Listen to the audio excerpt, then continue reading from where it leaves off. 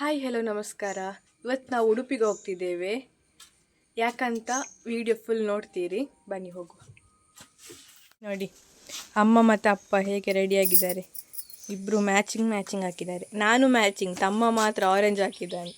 ಅವನೊಳಗೆ ಹೋಗಿ ಕುತ್ಕೊಂಡು ಆಗಿದೆ ಅಂತ. ಬನ್ನಿ ಹೋಗುವ. ಅವನು ಫಾಸ್ಟ್. ಕೃಷ್ಣ ಮಠದಲ್ಲಿ ಊಟ ಮಾಡಿ ಕೃಷ್ಣನನ್ನು ನೋಡಿ ಒಂದು ಹೋಗೋದ್ರಲ್ಲಿ ಖುಷಿಯೇ ಖುಷಿ.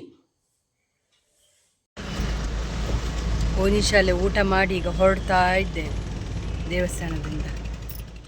ತಾಯಿಗೆ ಮಿಗಿಲಾದ ದೇವರಿಲ್ಲ ಹೇಳೋದು ಇದಕ್ಕೆ.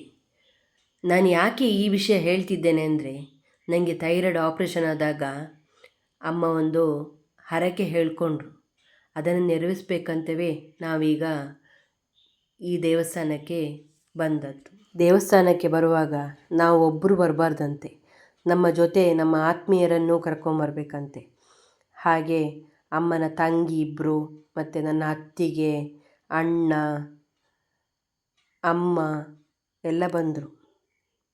ಇಲ್ಲಿ ಯಾವಾಗಲೂ ತೊಲಭಾರವನ್ನು ಮಂಗಳವಾರ ಮಾತ್ರ ಮಾಡೋದು. 4:30 ಸಮಯಕ್ಕೆ ನನ್ನ ತೊಲಭಾರ ಸ್ಟಾರ್ಟ್ ಆಯಿತು. ನಾವು ಮನೆಯಿಂದಲೇ ಬೆಳೆಯುವ ತೆಂಗಿನಕಾಯಿಯನ್ನು ತಗೊಂಬಂದಿದ್ದೆವು.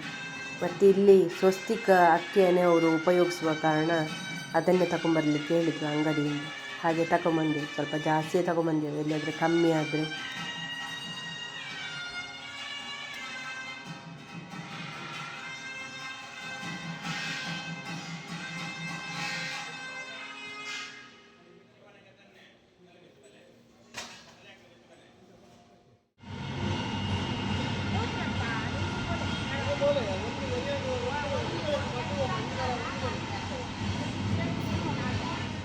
ಕಾಪು ಮಾರಿಯಮ್ಮ ಗುಡಿ ಇದು.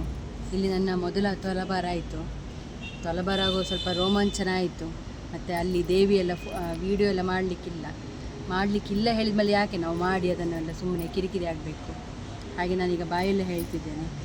ಇಂಥ ಕ್ಷೇತ್ರದಲ್ಲಿ ಬಂದು ನನ್ನ ಒಂದು ವೀಡಿಯೋ ಮಾಡಲಿಕ್ಕೂ ನನಗೆ ಖುಷಿ ಆಗ್ತಾ ಉಂಟು. ನಿಮಗೆ ಇಷ್ಟ ಆದರೆ ಲೈಕ್ ಮಾಡಿ, ಶೇರ್ ಮಾಡಿ, ಕಮೆಂಟ್ ಮಾಡಿ, ಸಬ್ಸ್ಕ್ರೈಬ್ ಮಾಡಿಕೊಳ್ಳಿ. ಬಾಯ್.